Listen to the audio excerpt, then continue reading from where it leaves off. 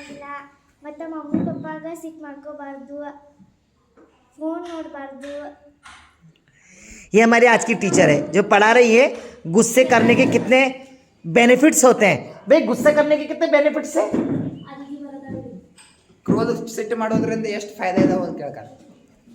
ಹಾಂ, ಫಾಯ್ದೆ ಅಂದ್ರೆ ಲಾಭ. ಎಷ್ಟು ಲಾಭ ಇದಾವೆ ಸಿಟ್ಟು ಮಾಡೋದ್ರಿಂದ? ಹಾಂ, ಲಾಭ नहीं है लाभ है, हम अकेले रह जाएंगे, ನೀವು ಒಬ್ಬಕ್ಕೆ ಆಗ್ತಿ ಸಿಟ್ಟು ಮಾಡ್ತಂದ್ರೆ ಇದು हम अकेले रहेंगे। ಸಿಟ್ಟು ಮಾಡ್ಕೊಂಡ್ರೆ ನಾವು ಒಬ್ಬರೇ ಆಗ್ತೇವೆ, ಸಿಟ್ಟು ಮಾಡ್ಕೊಳ್ಳಿಲ್ಲ ಅಂದರೆ ಎಲ್ಲರೂ ನಮ್ಮ ಜೊತೆ ಇರ್ತಾರೆ। क्या बोलिए?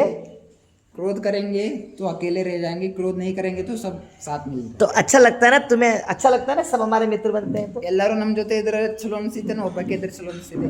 ಎಲ್ಲರೂ ನಮ್ಮ ಜೊತೆ ಇದ್ರೆ ಚಲೋ। सबसे बोलो बोलो, सबको सिखाओ। आ जाओ बेटा, आज आज टीचर आप हमारी हो, चलो सबको सिखाओ। ಸಿಟ್ಟು ಮಾಡ್ಕೊಂಡ್ರೆ ನಾವು ಒಬ್ಬರೇ ಇರ್ತೇವೆ, ಸಿಟ್ಟು ಮಾಡ್ಕೊಳ್ಳಿಲ್ಲ ಅಂದರೆ ಎಲ್ಲರೂ ನಮ್ಮ ಜೊತೆ ಇರ್ತಾರೆ। ಹೇಳಿ ನೀವು ಅಕ್ಕೇನು ಹೇಳ್ತಾಳೆ? समझ में आया? हाजी नाजी बोलो। ತಿಳಿತೇನೆ ತಿಳಿತೇನೆ ಲೆಕ್ಕ.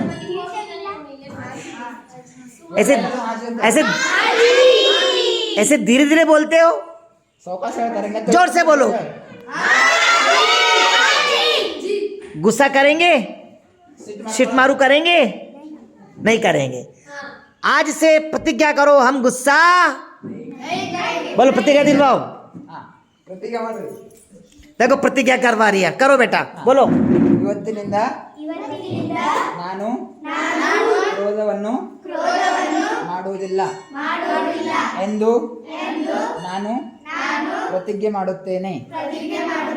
ಜೈ ಜಿನೇಂದ್ರ. क्योंकि क्रोध करने से हमारा कोई मित्र नहीं होगा, सब शत्रु शत्रु हो जाएंगे। ಯಾಕೆ ಕ್ರೋಧ ಮಾಡೋದ್ರಿಂದ ನಮ್ಗೆ ಯಾರ ಮಿತ್ರ ಆಗಂಗಿಲ್ಲ, ಫ್ರೆಂಡ್ಸ್ ಆಗಂಗಿಲ್ಲ, ಎಲ್ಲರೂ ಏನಾಗ್ತಾರೋ ದುಶ್ಮನ್ ಆಗ್ತಾರೆ, ಶತ್ರು. बोलो ऐसे ऐसे बोलो, क्रोध ऐसे बोलो, ऐसे बुलवाओ। क्रोध करने से सब हमारा मित्र कोई भी नहीं रहेगा, ऐसे बुलवाओ उससे।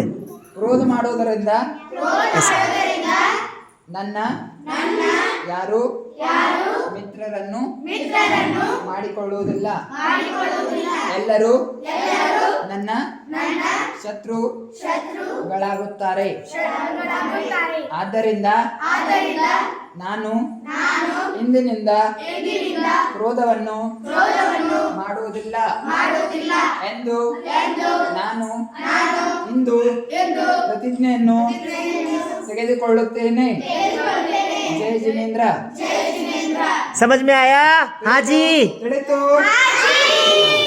बहुत बढ़िया, बैठो बेटा।